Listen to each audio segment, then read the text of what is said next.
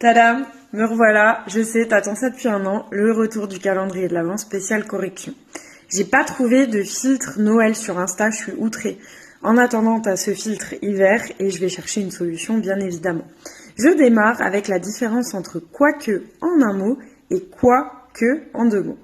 Quoique en un seul mot, c'est synonyme de bien que. Donc si dans ta phrase, tu peux remplacer par bien que, c'est comme ça qu'il faut l'écrire. Exemple, quoique je sois fatiguée aujourd'hui, je vais quand même sortir.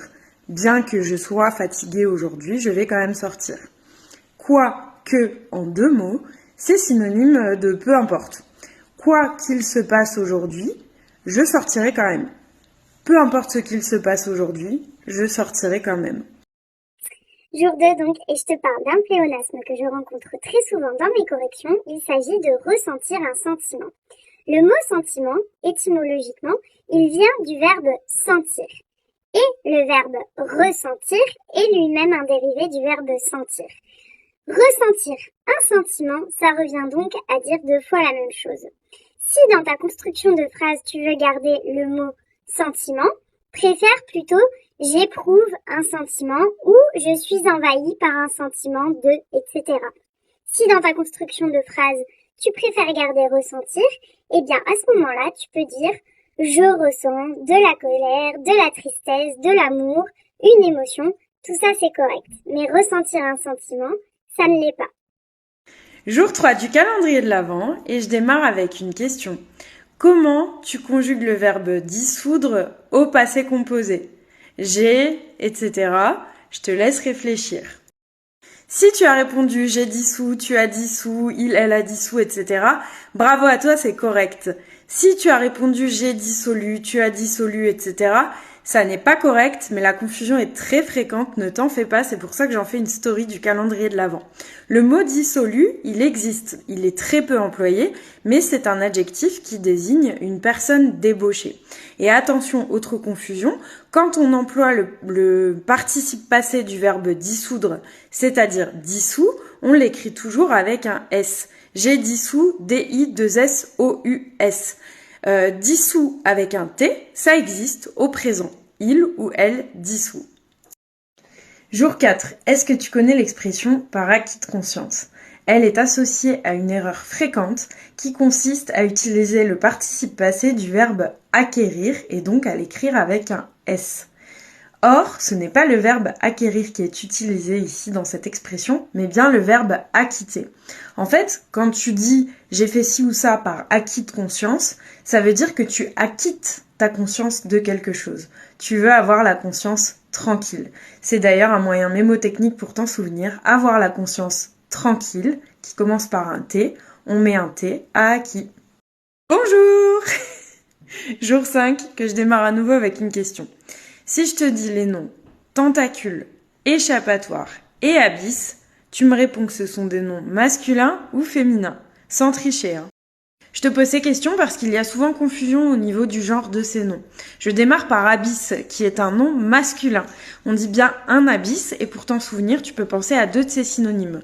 Un gouffre, un trou, un abysse. L'échappatoire, quant à elle, est féminine. Pour t'en souvenir, tu peux essayer de penser à issue, sortie. Une issue, une sortie, une échappatoire. Et le tentacule, c'est un nom masculin. On ne dit pas une tentacule, mais bien un tentacule. Pour t'en souvenir, tu peux essayer de penser à nos bras, à nous, qui sont un peu l'équivalent des tentacules. Enfin, moi je me raconte ça en tout cas. Un bras, un tentacule. Voilà, n'hésite pas à me dire si tu le savais ou si tu te trompais. Jour 6 du calendrier de l'Avent et aujourd'hui je te parle d'un anglicisme qui concerne la manière dont on exprime les heures. En anglais, on a des marqueurs temporels qui nous permettent de savoir à quel moment de la journée on se situe, avant midi ou après midi. C'est AM et PM. C'est donc correct en anglais de dire 3 AM ou 3 PM, 3 heures du matin, 3 heures de l'après-midi. Je suis sûre que tu as déjà entendu ou dit 3 heures du matin, 3 heures de l'après-midi.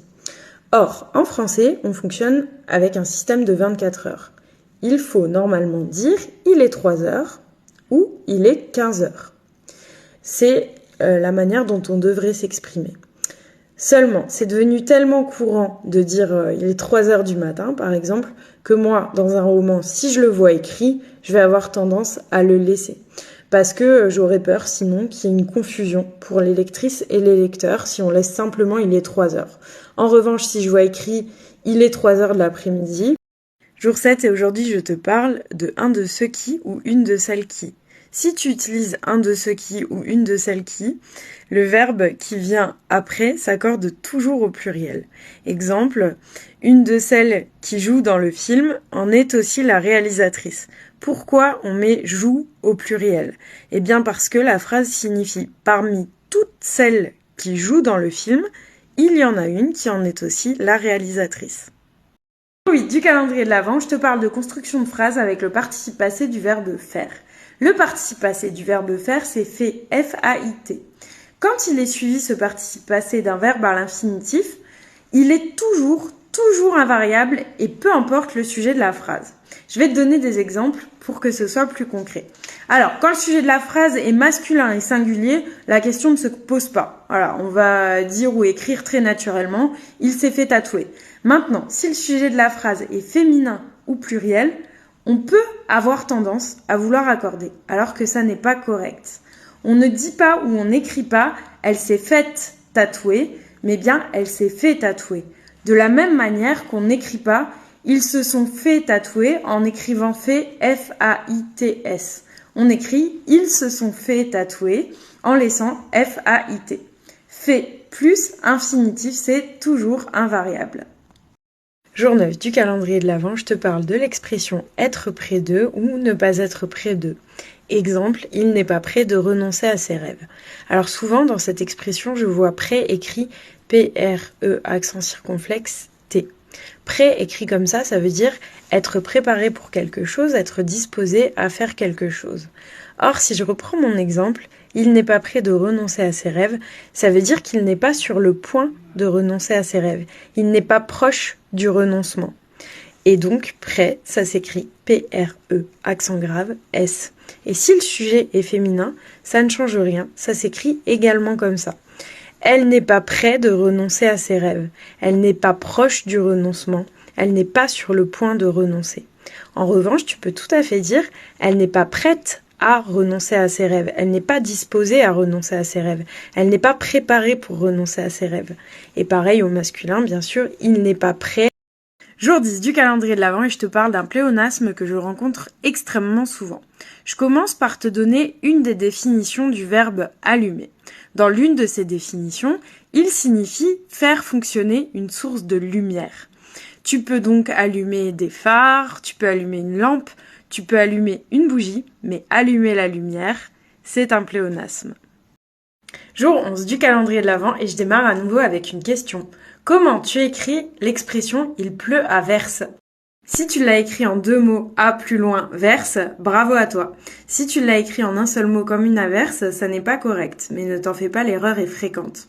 En fait, dans l'expression « il pleut à verse », on veut dire qu'il pleut abondamment, qu'il pleut tellement qu'on a l'impression qu'on verse des litres d'eau, alors que l'averse, elle, fait référence à la pluie passagère. 12e jour du calendrier de l'Avent et c'est reparti avec 3 nouveaux mots dont le genre est souvent confondu parce que ça vous a plu la semaine dernière. Alors dis-moi, d'après toi et sans tricher, augure, échymose et iris, c'est des noms masculins ou féminins ? Augure, c'est un nom masculin. Alors pourquoi est-ce qu'il y a confusion parfois ? C'est en raison de l'expression « c'est de bonne augure ». Mais en fait, si on dit « bonne », c'est pour faire la liaison. Mais ça s'écrit bien B-O-N. Pour te souvenir qu'augure est masculin, tu peux penser à un synonyme. C'est un bon présage. Présage, c'est un nom masculin. De la même manière que tu peux penser à « c'est un bon signe », qui est aussi masculin. Alors, échymose, c'est un nom féminin. Une échymose. Et on dit souvent un échymose parce que c'est un bleu, une échymose. Mais c'est bien un nom féminin. Et là, je t'avoue que j'ai pas spécialement de moyens mémotechniques. Si t'en as, dis-moi, je les partagerai en story. Et le dernier, iris, c'est un nom masculin. C'est bien un iris. Alors parfois, les gens confondent avec la pupille et disent une iris. Mais iris, c'est masculin et pour t'en souvenir, tu peux penser à l'œil, un iris. Jour 13 du calendrier de l'Avent, est-ce que tu as déjà utilisé les expressions c'était sans compter ou c'était sans compter sur ? Je vais te donner un exemple pour que ce soit plus concret. J'espérais soigner mon addiction au chocolat, mais c'était sans compter les nombreuses boîtes et tablettes que j'avais croisées sur ma route à cette période de l'année. Ou j'espérais soigner mon addiction au chocolat, mais c'était sans compter sur les nombreuses tablettes et boîtes que j'avais croisées à cette période de l'année. Ce sont des formulations que j'entends, que je lis très souvent et qui sont pourtant incorrectes. Je t'explique pourquoi dans la story suivante pour ne pas me faire couper par Insta cette fois-ci. Pourquoi ça n'est pas correct?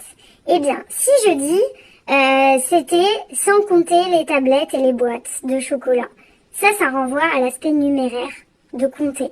Juste, j'ai oublié de compter une à une les tablettes et les boîtes de chocolat.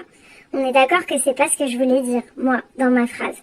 De la même manière que si je dis c'était sans compter sur les tablettes de chocolat et les boîtes de chocolat, ça veut dire que je peux pas compter sur elles, qu'elles sont pas fiables. Ça n'a pas trop de sens, on est d'accord. Pourquoi ça n'est pas correct? Eh bien, si je dis c'était sans compter les tablettes et les boîtes de chocolat, ça renvoie à l'aspect numéraire de compter. Juste, j'ai oublié de compter une à une les tablettes et les boîtes de chocolat. On est d'accord que c'est pas ce que je voulais dire, moi, dans ma phrase. De la même manière que si je dis c'était sans compter sur les tablettes de chocolat et les boîtes de chocolat, ça veut dire que je peux pas compter sur elles, qu'elles sont pas fiables. Ça n'a pas trop de sens, on est d'accord. Quand on utilise ce genre de formulation, ce qu'on veut dire en réalité, c'est qu'on a oublié de prendre en compte un paramètre. On a oublié d'en tenir compte. Et si je reprends là mon exemple de départ, j'espérais soigner mon addiction au chocolat, mais j'ai oublié de prendre en compte un paramètre qui est celui de la présence en masse de chocolat justement à cette période de l'année. Je vais prendre un autre exemple, parce qu'on a assez parlé de chocolat. Si je suis dans un roman et qu'il y a une bataille, j'espérais avec mes troupes remporter la bataille, mais j'ai oublié de prendre en compte un paramètre qui est que eux, de l'autre côté, ils ont des mages, par exemple, et que nous, on n'en a pas. En fait, l'expression correcte, c'est compter sans. Parce que compter sans, ça veut dire sans tenir compte de. J'espérais remporter la bataille avec mes troupes, mais c'était compter sans la présence de mages parmi les troupes ennemies. 14e jour du calendrier de l'Avent. Est-ce que tu as déjà vu l'affiche de ce film que je te mets là juste en dessous? Et est-ce que tu trouves la coquille? La profession de sage-femme, elle a été ouverte aux hommes dans les années 80. 82 si je dis pas de bêtises, il faudrait vérifier. Et c'est un métier qui est majoritairement exercé par des femmes, mais il y a quelques hommes qui l'exercent. Et quand ils l'exercent, on ne dit pas des sages-hommes, on dit des hommes sages-femmes ou des sages-femmes tout court. Pourquoi? Parce que la sage ou le sage, c'est la personne qui dispose du savoir, de la connaissance de. Donc là, quand on dit sage-femme, on parle de celui ou celle qui a la connaissance, le savoir de tout ce qui concerne l'anatomie, le fonctionnement du corps de la femme. En fait, femme, dans sage-femme, ça fait référence à la patiente, à la personne qui est prise en charge, et non pas au praticien ou à la praticienne. Jour 15, avec une expression. Est-ce que tu as déjà lu, entendu ou peut-être utilisé possible et inimaginable? En fait, c'est une locution fautive de la vraie expression qui est possible et imaginable. Exemple, ici, on trouve tous les filtres possibles et imaginables. Ça exprime l'idée à la fois d'un très grand nombre et d'une infinie variété. On trouve tous les filtres qu'on puisse imaginer et non pas ceux qu'on ne peut pas imaginer. C'est pour ça qu'on ne dit pas possible et inimaginable. 16 du calendrier de l'Avent, je te parle d'un pléonasme que j'entends et que je lis encore beaucoup trop souvent au jour d'aujourd'hui. Mais pourquoi c'est un pléonasme? Eh bien, il faut creuser du côté de nos origines latines pour le comprendre. En latin, hodie, ça veut dire le jour où nous sommes. C'est devenu hui, H-U-I en français, oi en espagnol et oggi en italien. Alors, en espagnol et en italien, c'est resté comme ça. Mais en français, c'est pas resté oui. Les Français ont décidé que c'était trop court et ils ont rajouté au jour. C'est pour ça que c'est devenu aujourd'hui. Mais du coup, c'est déjà un pléonasme en soi. Parce que aujourd'hui, ça veut dire au jour de ce jour. Donc si tu rajoutes en plus au jour devant aujourd'hui, ça revient à dire au jour du jour de ce jour. Jour 17. À propos de, en ce qui concerne, au sujet de, pour ce qui est de, tout ça, c'est correct. Mais il y a une locution qui est utilisée en remplacement de toutes celles-ci qui ne l'est pas, c'est au niveau de. Exemple, au niveau de mes disponibilités, j'en suis maintenant à janvier. Ça n'est pas correct. Tu peux utiliser toutes les autres à propos de mes disponibilités, au sujet de mes disponibilités, en ce qui concerne mes disponibilités, pour ce qui est de mes disponibilités. Ça, il n'y a pas de souci. Mais au niveau 2, en fait, il faut prendre cette expression au sens le plus littéral du terme. Niveau, ça fait référence à la hauteur. Donc quand on dit au niveau 2, on compare la hauteur de deux éléments. Exemple, l'élève est arrivé au niveau de son maître, au même niveau. Ou alors, la salle de bain est construite au niveau de la pièce à vivre. C'est au même état. Jour 18 du calendrier de l'Avent et aujourd'hui, c'est pas moi qui vais vous expliquer la règle. Bonjour, c'est donc moi qui vais vous expliquer l'adjectif pécuniaire. Alors, vous avez certainement entendu des personnes dire des problèmes pécuniers. Or, ça n'existe pas, car pécunier n'existe pas, ER, c'est pécuniaire, A-I-R-E.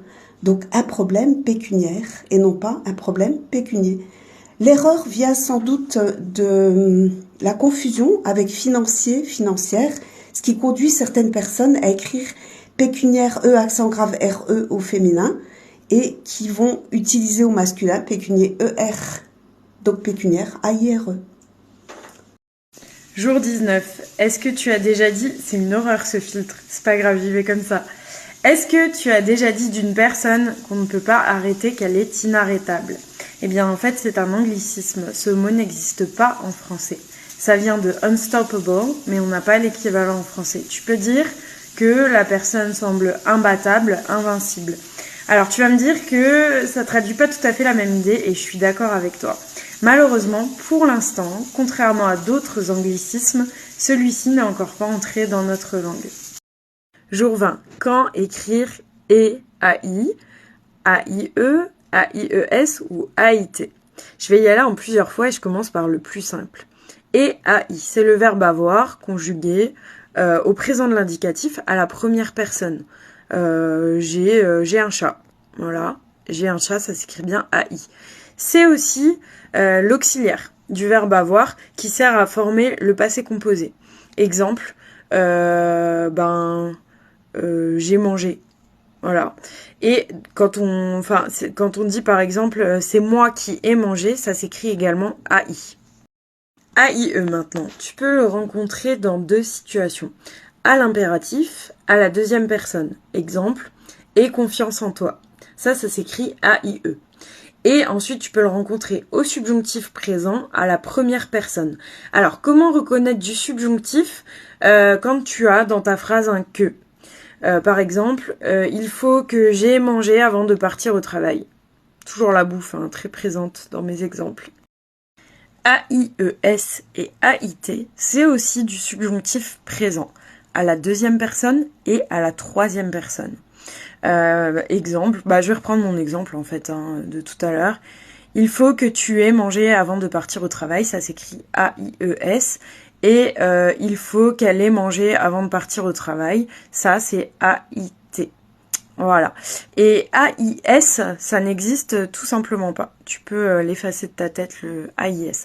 Alors j'ai malheureusement pas de tips pour t'aider à mieux retenir ça, si ce n'est, pense bien que quand il y a un que, un qu'il, dans ta phrase, c'est du subjonctif. Et donc, que le verbe avoir au subjonctif présent, c'est AIE, AIES, AIT.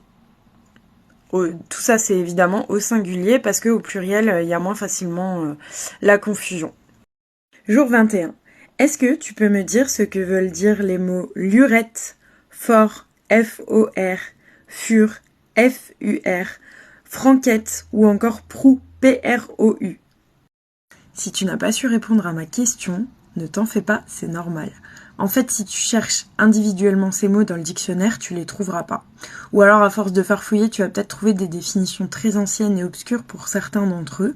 Mais globalement, ils n'existent plus. Enfin, c'est même pas globalement. En fait, ils n'ont plus d'existence propre. Ils existent uniquement dans le cadre d'expressions, mais plus tout seuls. Donc ces expressions, c'est, si je reprends mes exemples, en son fort intérieur, au fur et à mesure, peu ou prou, à la bonne franquette, depuis belle lurette. Moi, j'ai découvert tout ça à travers le travail de Sylvie Brunet, qui se décrit elle-même comme une archéologue des mots, une archéologue de l'étymologie. Et elle a fait un travail absolument génial que tu peux retrouver dans son livre Ces mots qui n'existent pas mais qu'on utilise quand même. Ou alors dans l'interview dont je te mets le lien juste ici. Elle décortique ces expressions et te les explique bien mieux que moi. Maintenant, peut-être que pour te donner envie d'aller l'écouter, je peux déjà te parler de l'expression depuis belle lurette. Une heurette, en France, avant, c'était une petite heure. Et dans certaines régions, ça se prononçait urette. Donc quand on disait à quelqu'un « je t'attends depuis belle heurette » ou « depuis belle urette », ça voulait dire « je t'attends depuis une belle heure hein. ». Ça fait un moment, quoi. Et la langue française, elle évolue en fonction de plein de choses.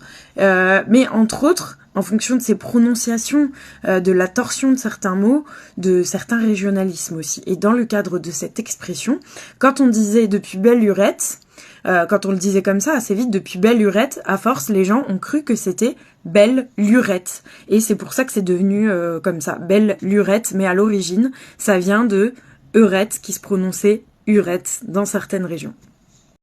Jour 23. Est-ce que tu as déjà entendu ou utilisé l'expression « loin s'en faut » ? Eh bien, sache qu'elle n'existe pas et que c'est un mix fautif entre « loin de là » et « tant s'en faut ». Alors, pourquoi « loin de là » et « tant s'en faut » ont été mixés au fil du temps ? Probablement parce que les deux veulent dire la même chose. Ils peuvent être utilisés dans une phrase dans laquelle tu veux dire bien au contraire. Exemple, nous n'avons pas gagné loin de là ou nous n'avons pas gagné tant s'en faut. Mais loin s'en faut, ça n'existe pas.